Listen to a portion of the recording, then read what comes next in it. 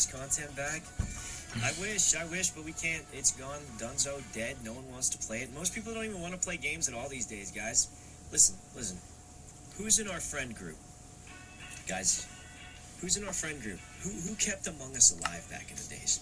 If I were to pin it on any group of people, it was the Amigops. At least for my friend group. There's other friend groups playing Among Us. There's probably people who still play it. I would say for sure the old Amigops, guys.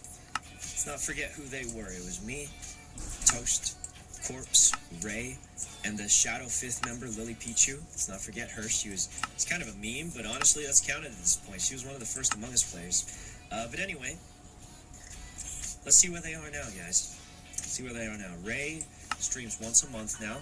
If you're lucky, she streams once a month. Corpse is chilling. I think he's enjoying life. It's good for him. Toast streams once in a while. He streamed a lot because of TFT, but once that's gone, you won't see him until like maybe once a week at best. And half the time, it'll just be a sponsored stream. No offense. I do the same thing. But it's like, guys, who's left, man? Who's left? I'm still here playing games every day because I have no life. But, I mean, everyone else who kept Among Us going, they're gone, man. They're gone. Classic attack on Ray. Bro, it is not an attack on someone to say they stream like once every month or two. Why is that an attack? Anyway, yeah, I feel like most of, the people that we used to play Among Us with all the time, they're doing other things. They're doing other things. This is not a bad thing. All this does is show you guys the truth. I was the only real degenerate gamer. I was the only real degenerate with no life and no friends who played games all day. All right? You know how everyone during COVID, they would make that joke? They're like, oh, it's COVID. I can't go out now. Haha. But nothing changed. It's the same.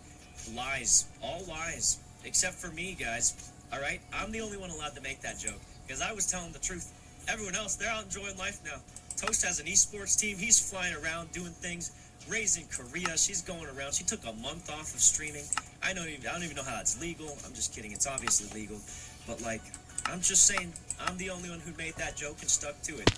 And I wish I didn't stick to it, man. I really wish I didn't, but I have no life. So that's just how it is. I kind of wish, it was actually just a joke. But, that's okay. That's okay. That's, at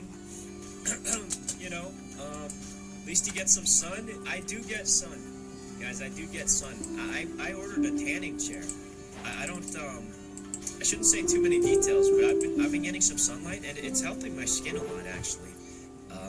I think it's improving, or it might be a huge coincidence that it just happens to be getting better, and it's not helping me that much, and it's a coincidental timing. But anyway, Moyers, thanks for the sub. Tan Kuno coming. I don't think I'm actually gonna tan because I sit in the sun, I set a little timer and try and sit there for at least 5 to 10 minutes. Unfortunately, it's also 100 degrees outside, which makes it very hard to sit there for 5 to 10 minutes, but it's helping. So I've just been doing it. It's been helping my skin a lot, guys. If you guys don't know, but for the past about maybe a few weeks to a month, I've been having you guys have probably noticed I'm using my VTuber way more, and it's just because my health has been not the best.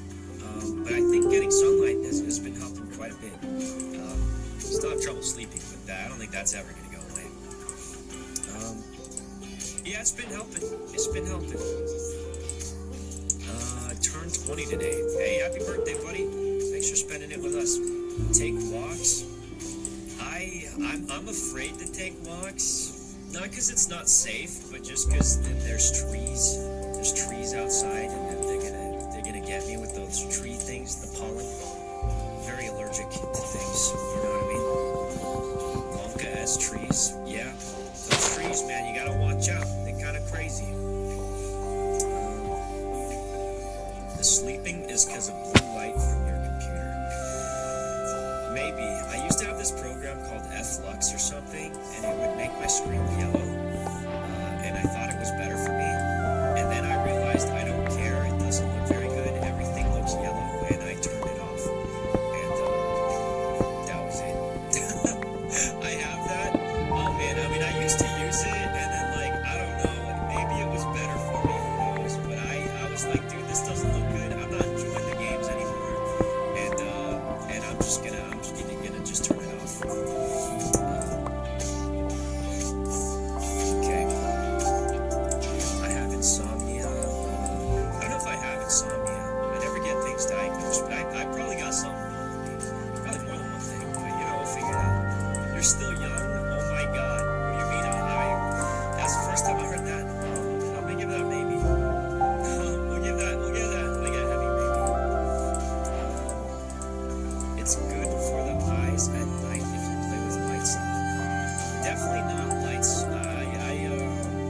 always have lights on. The lights on is always, that's always the way to go. I heard it's better for your eyes, right?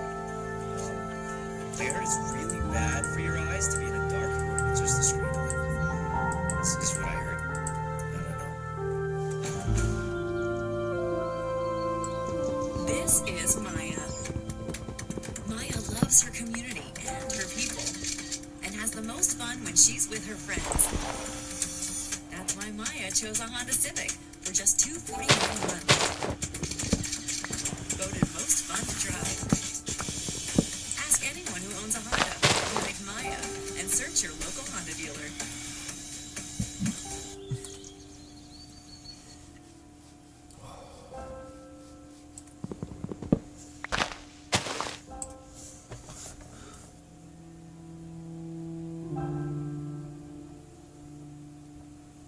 What if Ahsoka and Padme died during the Clone Wars? Let's explore the depths of this scenario in the video. Anakin rushes down the steps of the Twilight as soon as they reach the landing pad of the Naboo Royal Palace, carrying the Riksarut in his hands.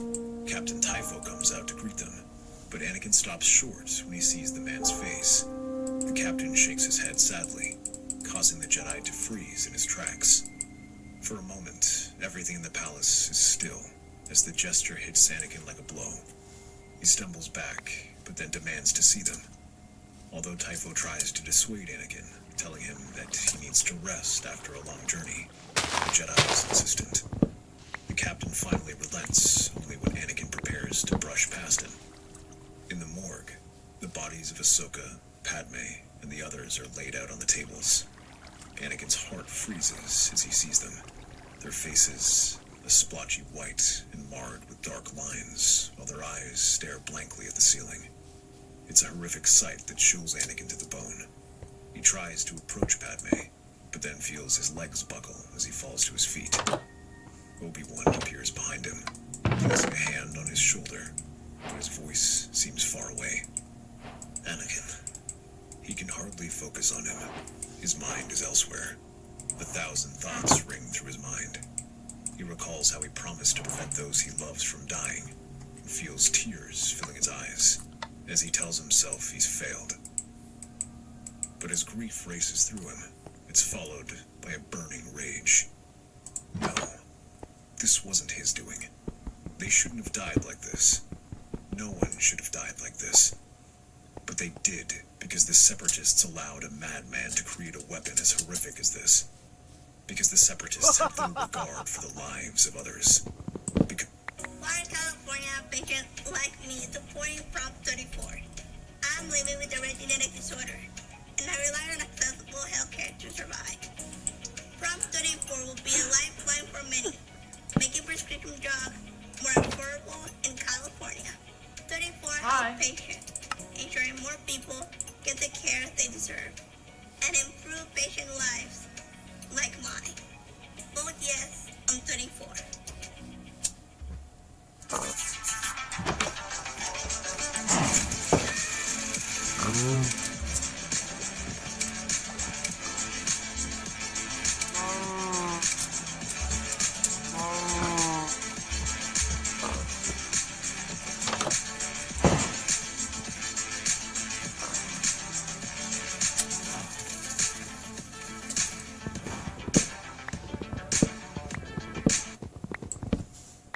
this war was their excuse to get more. The whole room begins to shake, leaving tables rattling and lights shaking above as the anger courses through him. Obi-Wan stumbles around trying to calm Anakin down, but barely stays upright as Anakin lets out a scream. The force of the sound sends his master crashing to the floor while the doors shatter behind him. When Obi-Wan regains his bearings, he sees Anakin walking past him, practically burning with rage. He calls for Anakin to come back, but it falls on deaf ears as the young Jedi disappears. Hours later, Obi-Wan finds Anakin on the bridge of their ship, already planning their next battle strategy. Anakin, you need to rest. After everything that's happened, going on like this isn't healthy. You don't need rest. I need to act. I understand your anger, but now is not the time to act. Padme, Senator Amidala, and Ahsoka died because we didn't act quickly enough. I can't let that happen.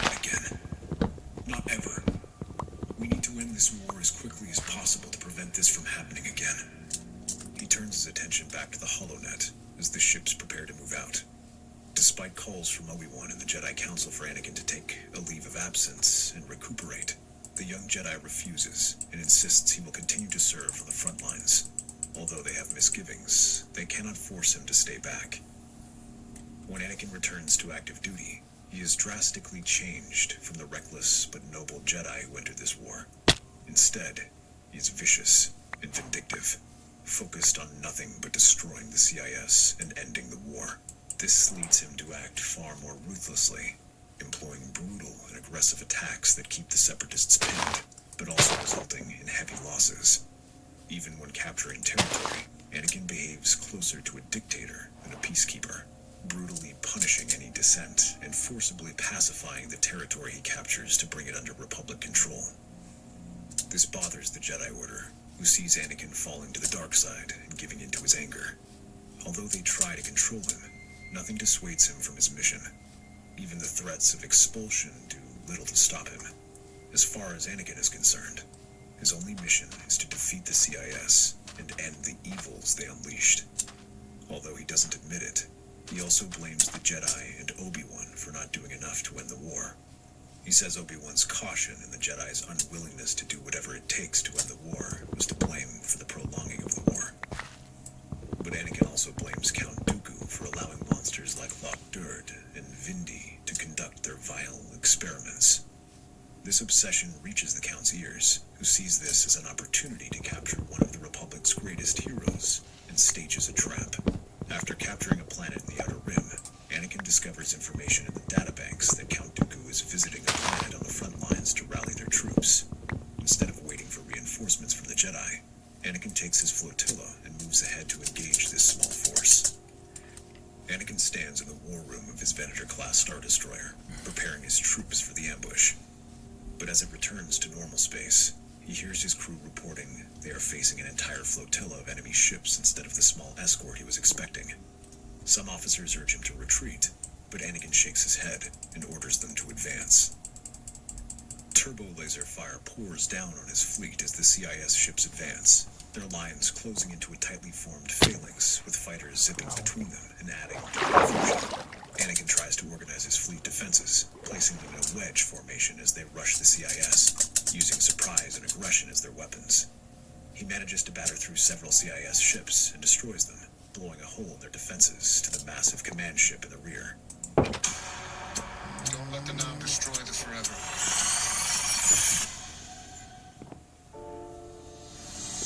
Anakin grits his teeth as he orders an advance. However, their momentum begins to slow as the Separatists rally. The droids react with unusual speed to his aggressive tactics and begin to close their ranks and surround him. Anakin's jaw clenches as he realizes Dooku baited him. But retreat is not an option. With grim determination, Anakin presses forward. Unfortunately, any momentum he's had is now lost, as the droid ships surround and fire upon him, allowing boarding craft to land aboard his capital ship. Anakin orders his troop to repel all boarders and runs out to join the troopers. But before he can leave, a CIS boarding craft slams just outside the bridge, where a figure leaps out. Dooku strides onto the bridge, his cape billowing behind him as he stares at Anakin. His curved lightsaber ignites with a familiar crimson glow. Skywalker, you've become quite predictable. Anakin ignites his own lightsaber. You'll pay for what you've done, Dooku. Anakin lunges in an overhead strike. Dooku parries the attack and sidesteps, letting Anakin's momentum carry him forward. The Count whirls just as Anakin comes at him in an angry flurry of vicious swings. He dodges each attack and then slides behind the holotank, forcing the Jedi to chase after him. Once there is some distance between them, Dooku unleashes a barrage of lightning at him. Anakin is forced to halt and block the attack. This gives the Count a chance to rush forward, his lightsaber flashing in a set of quick thrusts. Each move is elegant and perfectly placed, putting Anakin off balance. Rather than retreat under the attack, Anakin snarls and pushes himself forward in another vicious attack. You let monsters like Vindi and Durd kill innocent people. You let them kill Ahsoka. You took everything I cared about. His attacks move with blinding speed, but none of this dissuades Dooku, who never fails to block. Your anger blinds you, Skywalker. That is why you will never win. Anakin lets out a roar of frustration, bringing his lightsaber down in a heavy arc. Dooku sidesteps, and in a single fluid motion, unleashes a burst of force lightning. The electric surge strikes Anakin, sending him crashing to the floor. Hours later, Anakin awakens in darkness. The cold, metallic walls of a separatist cell surround him. His hands are bound, and Dooku is sitting cross-legged in front of him, taking a deep breath. So, you've awoken. Come to kill me? On the contrary, I've come to offer my condolences to your Padawan. I understand that loss, and you have my sympathy. There was no mockery in his words, or judgment. Just sincerity. This only enrages Anakin further, who struggles against his bonds. Sorry.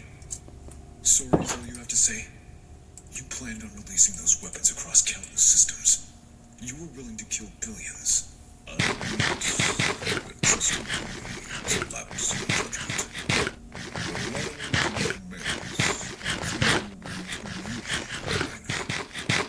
join me as my apprentice, and I shall tell you everything you need to punish your foes. Trust you. I'd rather die. That can be arranged, my boy. But I would rather keep you alive, for you still have a role to play. I shall give you a few hours to think about your decision. Those few hours turn into days, as Anakin refuses this suggestion, and soon those turn into weeks, and then months. Anakin is kept as a prisoner of war. Although the Jedi and the Republic try to ransom or rescue him, Count Dooku refuses to release him. He knows keeping Anakin like this is a huge blow for the Republic, as he is one of their most valuable prisoners. But while this remains a bright spot, the war slowly begins to turn against Dooku, and he suffers setbacks. The biggest of these is the loss of his apprentice, Ventress, when Palpatine orders him to execute her. This leads him to take a replacement student, Savage Opress. Little does he know that Savage is a spy sent by Ventress to help her destroy Dooku. Although they fail to defeat the Count, Savage manages to escape. He stumbles through Dooku's flagship. Savage recalls the prisoner Dooku likes to keep in torment for his amusement, and turns around, heading from the hangar down to the holding cells. Anakin remains in the same cell, his arms bound and his body gaunt. But the fire in his eyes remains strong as Savage cuts him down. Join me. Help me escape, and we shall destroy Dooku. Anakin takes a step forward, eager to join the battle, but then stumbles as fatigue overcomes him. What are you waiting for then? The Count is too strong. We must regroup and gather help. I know where to go. Reluctantly, Anakin agrees, and the two make their way to the hangar, where they find a ship to get them out of there. Savage takes them to his home planet, Dathomir, where the Night Sisters are waiting for him. They surround the pair with bows and vibroblades drawn. Anakin responds by preparing to channel the Force, but a voice calms them down. My son, you have returned, and you have brought a companion.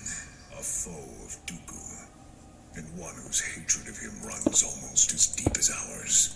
Then he shall be our honored guest. The Night Sisters relax and take them in, allowing the pair to rest and recuperate from their injuries. As they get some food, Talzin discusses with them their next move. Although Dooku survived their assassination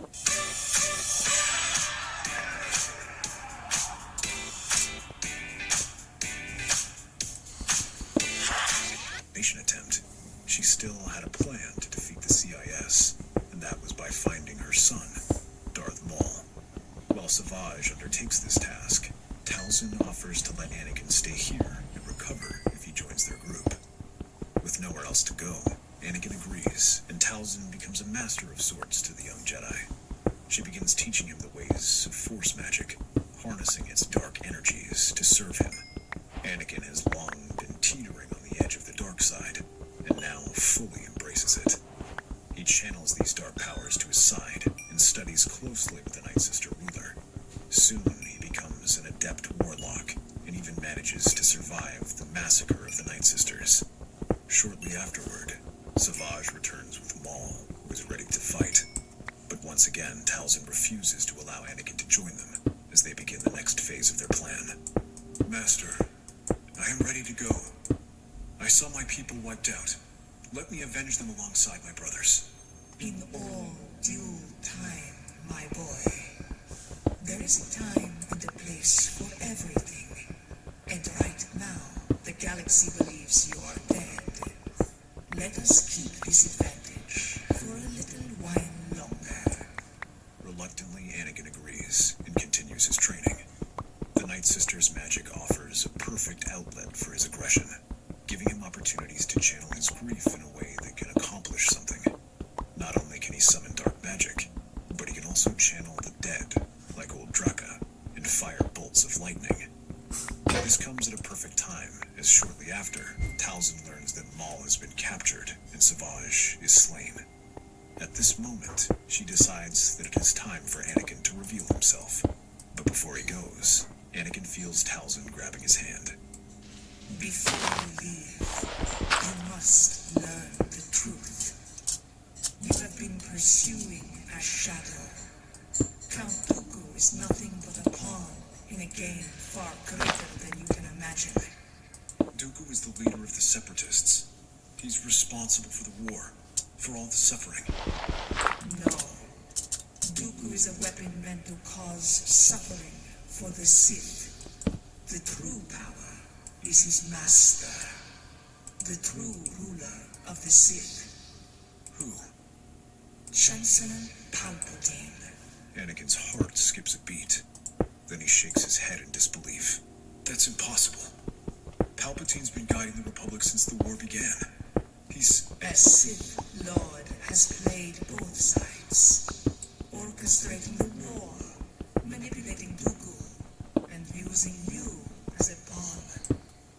Ask yourself this. Whenever the CIS launches some brutal attack, who gains emergency power or control of something new? Chancellor. How do you know this? He once offered me power, offered to make me his partner in this endeavor. But instead, he stole my son. I will not forget such a crime. Anakin struggles to take all this information in. He's always remembered the Chancellor as a kind and selfless man, not the type to start fights. But perhaps that's what made the cover so perfect. And not only that, but he also managed to acquire power while allowing someone else to take the blame. What do you want me to do? Go to Old Mantel. There you will find the remnants of Mon's Shadow Collective. Rally them, for together you will bring balance to this war. Anakin's starfighter streaks toward Ord Mantell. As he lands in the capital, he finds the city in chaos as the remnants of the Shadow Collective are leaderless, disorganized, and in disarray. The once feared leaders of the underworld, the Black Sun, the Pike Syndicate, and the Death Watch are all arguing in the main hall, debating their next move. Some want to leave and return home, others wish to sue for peace, and others want to fight. Anakin strides through the crowds and raises his hands, throwing the guards aside as he approaches. Maul is gone, and we don't answer to the Jedi. Anakin's lightsaber flashes to life in an instant, the crimson blade casting a glow over the warriors. The leaders fall silent and stare at the weapon. Anakin's gaze is nearly as piercing. I'm no Jedi. Not anymore. You'll follow me, or I'll end this rebellion myself. There's a moment of tension, the air thick with potential violence. A few enforcers suddenly get up and rush at Anakin. The young Jedi smirks and anticipates this, swinging his lightsaber in 4 easy strokes, deflecting attacks and cutting them down with ease. As the smoke from their bodies clear, Gar Saxon and the other leaders bow their heads. What's your plan? We're going to free Maul. Take your men and loose him. The rest of you will remain here and organize the defenses. Anakin immediately gets to work, putting the remaining Shadow Collective warriors to work building fortifications and gathering arms. He knows it's only a matter of time before the CIS attacks, and he contacts Mother Talzin for support in the form of the Night Brothers. All of this arrives just in time as Maul returns toward Mantell and reports that the droids routed one of their camps and are heading this way. So, the young warlock finally reveals himself, and so the old fool is finally out of prison. I suppose now that you're here, you can help us. I will command the space battle. I trust you to oversee the ground forces. Consider it done. Anakin stands atop the central command tower, overlooking the sprawling fortifications his forces have erected. On the ground, Mandalorians, Black Sun soldiers, and Pike enforcers move like ants below him, hurriedly as they prepare for the inevitable attack. The CIS will hit us hard. We're ready, but without Maul. Maul isn't the key to this battle. I am. Suddenly, the sky above them erupts in a blaze of fire. CIS ships drop out of hyperspace, their turbo lasers lighting up the surface. Explosions ripple through the outer edges of the city, sending debris flying. The bombardment begins. The bombardment lasts for only a few minutes, but the effects are devastating as they leave large swaths of the city in ruins. It is only the first step as the droid army descends. Hordes of battle droids, droideka, and tanks advance across the scorched ground. The Shadow Collective stands ready, their makeshift defenses barely holding together under the relentless assault. Hold the line. His lightsaber flashes to life, cutting through the first line of droids before throwing a powerful burst that throws them back. Behind him, explosions rip through the air as artillery rain down on both sides. The Shadow Collective, though fierce, is outnumbered. The thugs and criminals Maul gathers are seasoned killers who cut the droids down without mercy. They rally behind Anakin, who carves through wave after wave of droids, his lightsaber a blur of blue. But even he knows it's not enough. We're losing ground. The artillery is tearing us apart from space. Not for long. He stretches out his hand, feeling the dark side surge through him. He draws on his anger, his frustration. With a forceful motion, the earth beneath the droids begins to tremble. The ground splits open, swallowing entire squads of battle droids into the abyss. But it isn't enough to stop the onslaught. The droid army keeps coming, stepping over their fallen comrades in a relentless march. Anakin knows the Shadow Collective won't hold for long under this pressure. Then, suddenly, the sky darkens. An ominous wind sweeps through the battlefield, carrying with it the distant roars of beasts. Anakin senses it. Mother Talzin's reinforcements. From the darkened horizon, a new force arrives. The Night Brothers, fierce and primal, charge into battle. Although armed mostly with clubs, staves, and swords, they hack through the droids like a whirlwind, sending their metallic bodies flying. Talzin's power hums through the air, amplifying Anakin's command over the battlefield. With a single gesture, he raises his hand, channeling the dark energies through him. The fallen warriors of the Shadow Collective, the Mandalorians, the Black Sun, and Pikes, begin to stir. Their bodies, lifeless, rising from the ground and charging at the droids with the same cold efficiency as the machines. With a roar, Anakin charges forward, leading his resurrected army straight into the heart of the CIS forces. Blasters fire, lightsabers clash, and droids fall in droves. But as the victory seems near, a familiar presence enters the battlefield. Count Dooku descends from the skies, flanked by battle droids. His eyes lock onto Anakin and shakes his head. He readies his lightsaber and points at the former Jedi. Skywalker, you've grown powerful. But power without control is dangerous. You should have accepted my terms. You won't control me. Not anymore. You took everything from me. Now I will take it back. The duel begins with a flash of light as Anakin moves at blinding speed, his lightsaber moving in a crisscross movement. Dooku blocks these and weaves around Anakin's aggressive style. Each movement is precise and tries to push Anakin to his limits. The difference is that now Anakin has had time to learn, and rather than losing himself in rage, he meets these attacks cautiously, letting his strength show rather than back down. He meets it and blocks the attacks. Their blades clash in a flurry of blue and red, sparks flying as they push each other to the edge. Dooku's calm demeanor begins to falter as he realizes the depths of Anakin's newfound strength. The dark side pulses through him with every move, growing stronger with each attack. The sensation feels far more natural to Anakin than it ever could to Dooku, as Anakin shoves him back and at last goes on the offensive. Dooku, for the first time, is pushed onto the defense. Suddenly, a burst of energy from Anakin sends Dooku stumbling backward. You become more powerful than I imagined. Anakin stands over him, his lightsaber pointed at the fallen Count. His breathing is heavy as he orders his men to take the Count prisoner. Meanwhile, in space, the battle is also going well for Maul, who disables most of the CIS fleet and deactivates the droids. Maul and Anakin do not celebrate their victory for long, though, as they know there is still work to be done. They leave the Death Watch in charge of repairing and refortifying Ord Mantell, while they take Grievous and Count Dooku back to Dathomir with them. They return to the Night Sisters' sacred ground.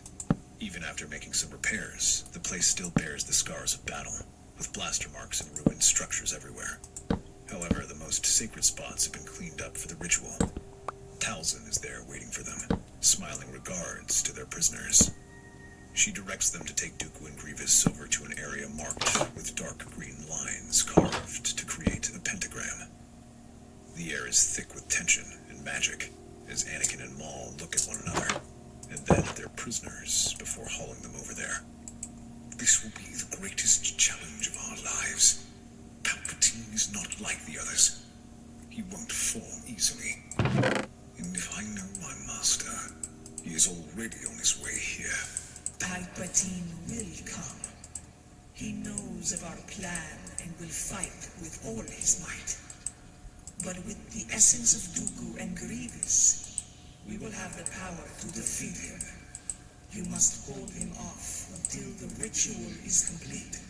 I've waited for this moment for years. We'll give you the time you need. As night falls, the trio feels a ripple in the Force, as if a shadow begins to wash over them. The feeling is cold, oppressive, and powerful. This leaves no doubt that Palpatine is here. The three stand and prepare for battle, readying their weapons while Talzin floats over to their prisoners and begins to chant. The pentagram grows a bright green, leaving the ground glowing. Slowly, Palpatine steps out from the darkness like death himself. His yellow eyes gleam dangerously as he looks over at them with a sneer. Skywalker, Maul, you've gathered quite the entourage. But do you think you can defeat me? You taught me to betray my master. Now it's your turn to fall. A deception.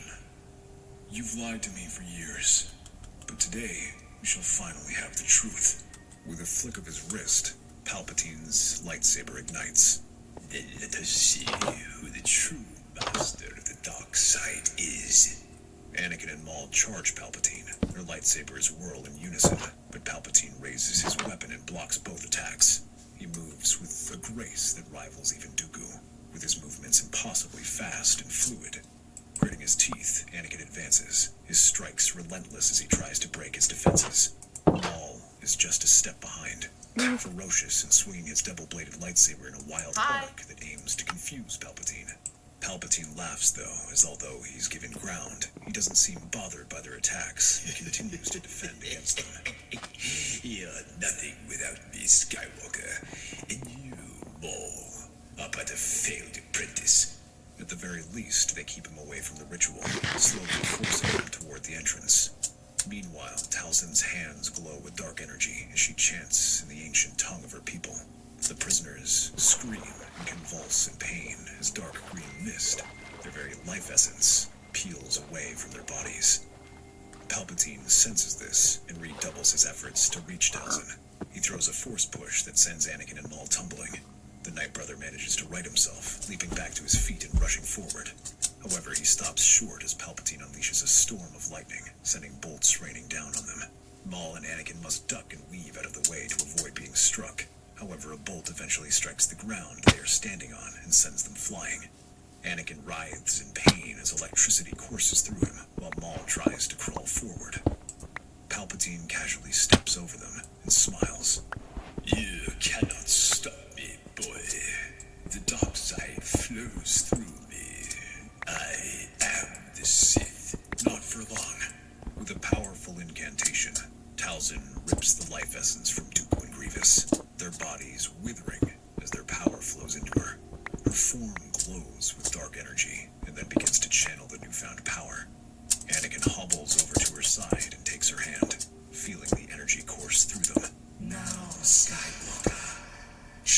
the spirits. Anakin nods, closing his eyes as he taps into the ancient magic of the Night Sisters. The ground trembles beneath him, and from the shadows, the spirits of the dead Night Sisters begin to rise. Their ghostly forms swirl around Palpatine, clawing at him, pulling him toward the abyss. Palpatine snarls defiantly, his lightsaber slashing back and forth against them, causing some spirits to dissipate instantly. With his free hand, he unleashes a torrent of lightning, sending them flying back as he shakes his head. You shall not take me. Despite his defiance, the dead are overwhelming, reaching over his attacks to tighten their grip around him as they start to pull him away. He screams as his form becomes less solid, starting to be lifted off the ground as he's carried off to the afterlife. Anakin and Talzin use their combined power, pushing him further and further until his screams echo through the night. With one final surge of dark energy, the Night Sisters drag Palpatine into the void, his form disappearing into the abyss as the air grows still. The battlefield falls silent. The spirits of the Night Sisters fade back into the shadows, satisfied at the offering the ruler of the Night Sisters has made. Maul stands over them and grips his side. Not even he can survive that. At last, our people have been avenged. Anakin extinguishes his lightsaber, looking out over the broken landscape of Dathomir. The galaxy will never be the same. No. It is now ours for the taking. That's our theory. The Star Wars universe is a galaxy filled with exciting stories and possibilities, and we love exploring them.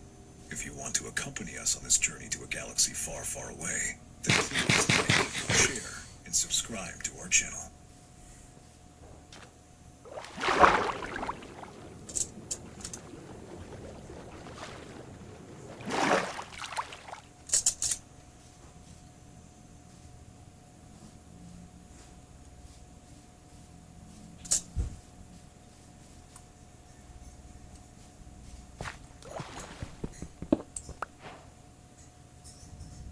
Raw lead?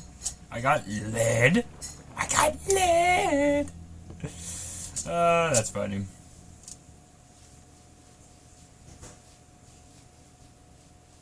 Hi!